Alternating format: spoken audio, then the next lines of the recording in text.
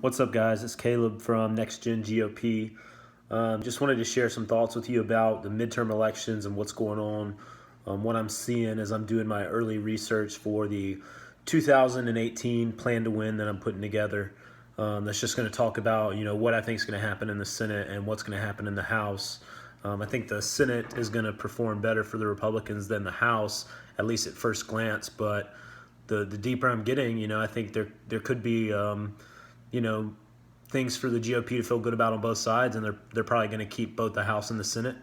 A little too early to call that right now. I'll let you know. You'll have to get the free guide coming out the first week of September. But I'm really encouraged by a lot of things I'm seeing, and it's really just going to come down to how big the coalition on the left is.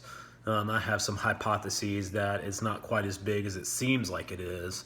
It's being amplified by social media algorithms and media control and things like that.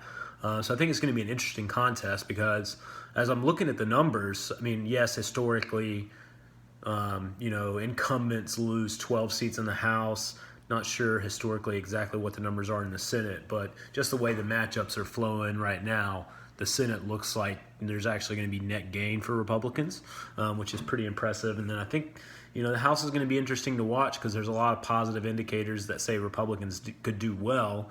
But I mean, the Democrats have a lot of energy, so it's really hard to say. That's why I started the Super PAC, because whereas Republicans are raising record numbers of money, you look at the RNC hit 200 million this election cycle alone.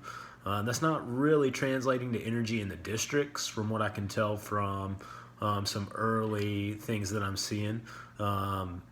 Things always pick up towards this time of the year. But it's going to be really interesting to see, can the Republicans actually energize.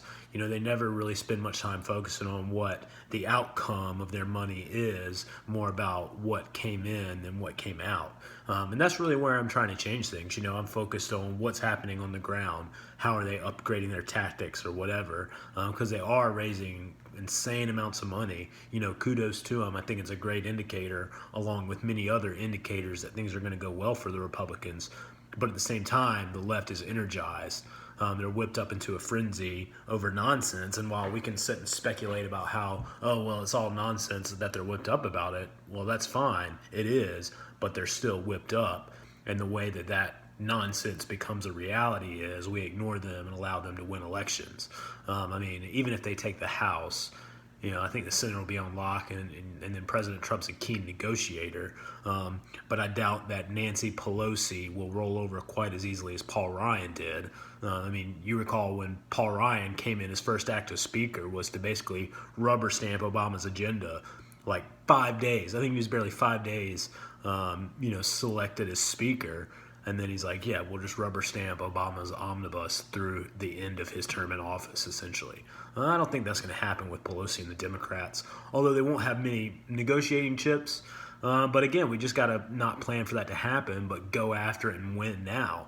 Because this is absolutely an election that Republicans can win and win well. I haven't gotten too deep into the candidate matchups in the districts on the House side, because that's really where it comes down to, the nuts and bolts. The big energy around the country is going to play well, but at the end of the day, politics is local. It's all about candidates. The Democrats are running some pretty, moderate candidates in some districts because they think that's going to work for them. But voters just have to know that as soon as those people get elected into office, they're not going to vote with the Republicans. They're not going to vote against the party. There's just nobody's doing that right now on the Democrat side. So it's a very clever plot that the Democrats are playing. They're trying to downplay impeachment. They're trying to run these candidates that are in that mold. But then leadership is still going to do the same things they've always done. So you got to watch out for that. You've got to energize behind that. They're going to try to impeach the president if they take the House. They won't remove him from office. They'll probably tie down all the committees. It's going to be a mess. So you can't allow that to happen. So anyway, just wanted to share some thoughts with you because I saw the article. RNC hit 200 million after a record-breaking month, which is great. Love the energy. I'm happy to contribute in any way that I can. And just hope that it translates into energy on the streets, because it's all about the energy. That's why Trump won, the energy. So we just got to keep the energy going. and focus on action. So that's it. Hope you guys enjoyed.